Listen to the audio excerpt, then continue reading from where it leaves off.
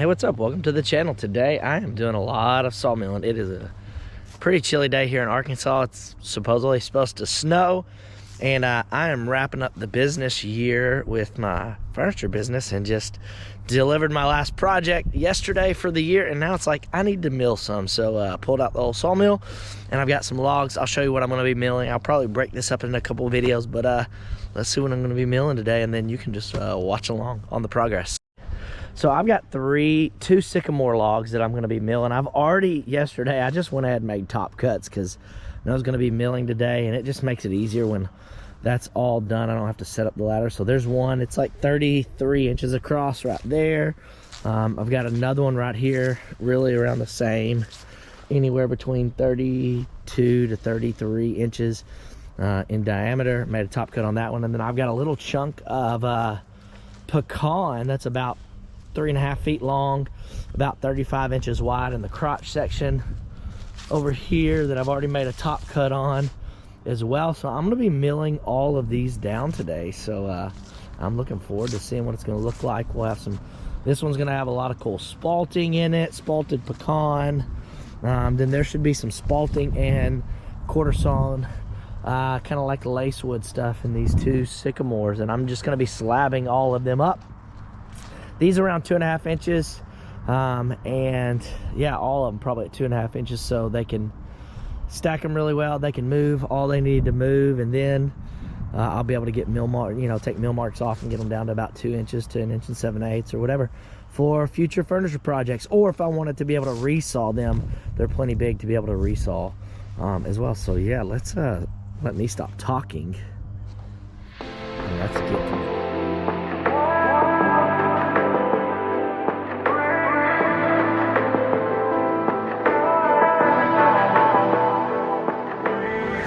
First cut, saw ran really good, and look at that. Really pretty colors. Gonna have some really cool spalting. Same over there. Really cool stuff. I always try to clean this stuff out because any gunk that gets in there can slow your saw down and dull your blade. But some really pretty sycamore. If you haven't made a slab cart, I've got a video for it. Do yourself a favor. This just makes moving this stuff so easy. It's not hard to make. Out of just like scrap lumber and some wheels from Harbor Freight, and this makes your life so much easier for hauling these things.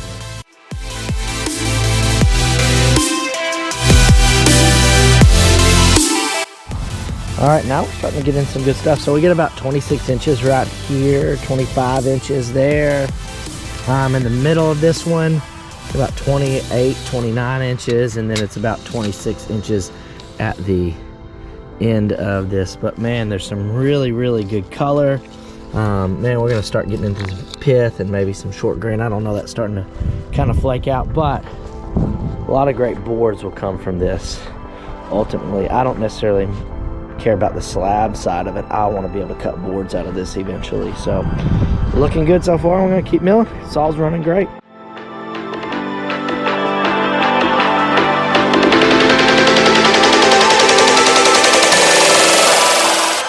All right, so I have hit metal somewhere. That just happens when you get a tree from someone's yard. So I could tell it's throwing sparks right here because the sparks were flying out. I thought I could maybe push through it. And then no, it dulled my blade up bad because I tried to come to the other side and all it was doing was kind of like putting a burn mark right there, meaning my blade is completely dull. So now I've got to figure out how to get this thing off, cut it, find the nail, find the piece of metal, whatever it is, and then go from there. That is just the risk that you take when you cut with a chainsaw mill or any mill when you get a tree from a yard.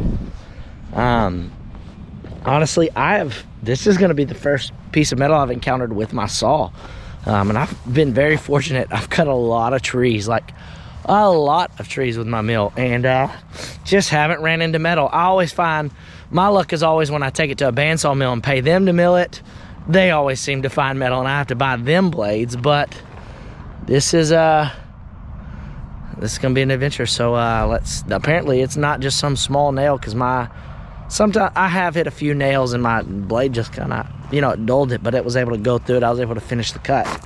This one I'm not, so I have no clue. I'm probably gonna have to go get a chainsaw, cut part of this slab up, and see where to go from there. So that's just part of the process.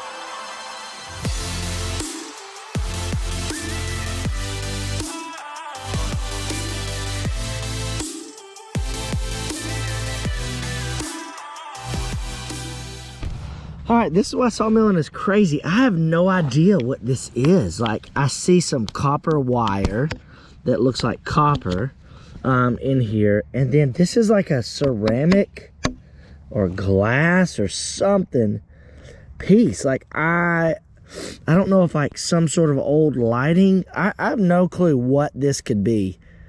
It's crazy. So this is what, you never know what you're gonna find inside of a tree when you're sawmilling. So, man, I'm not gonna be able to get a ton out of this. Who knows how much I'm gonna have to tear up to get it out, but you know what, it's an adventure, and I want to see what this thing is.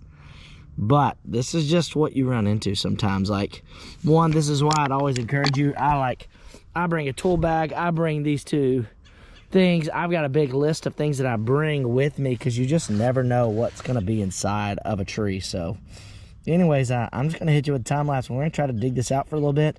And if it's a lost cause, I might cut this tree off here and then get this, like, these sections, which are decent little size sections.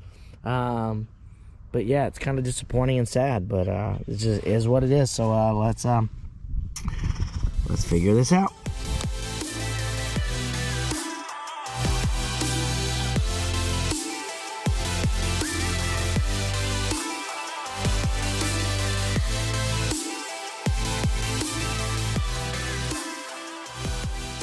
All right, I'm making some progress. I don't want to break this. I just want to find out what it is. It's got some letters on it. But man, it's crazy. This tree just like swallowed and grew around this thing. And there's no telling how old this thing is. Because I mean, this is the top section. That's the bottom section. So this was more higher up. This is a mature tree. I mean, that's 6 foot. I mean, this is like 10 foot high. Because both of these are around 6.5. So it's about, yeah. Who knows? I'm gonna find out, but it's crazy. This is why sawmilling can cost you some money, or they're maybe skeptical of yard trees because of stuff like this. And you just can't get your hopes up until all the wood's cut, thinking you're gonna get a good yield, because this log is gone to crap. But I'm really glad I'm figuring this out. So, yeah. Welcome to chainsaw milling. They said it'll be... There it is. There's the culprit. There's some wires in it. I have no clue, but that was inside that log. Who knows how long it's been there. But man, that was a booger. There's a like lettering on it. Jocelyn. I don't know what that is, but it says Jocelyn. Who knows?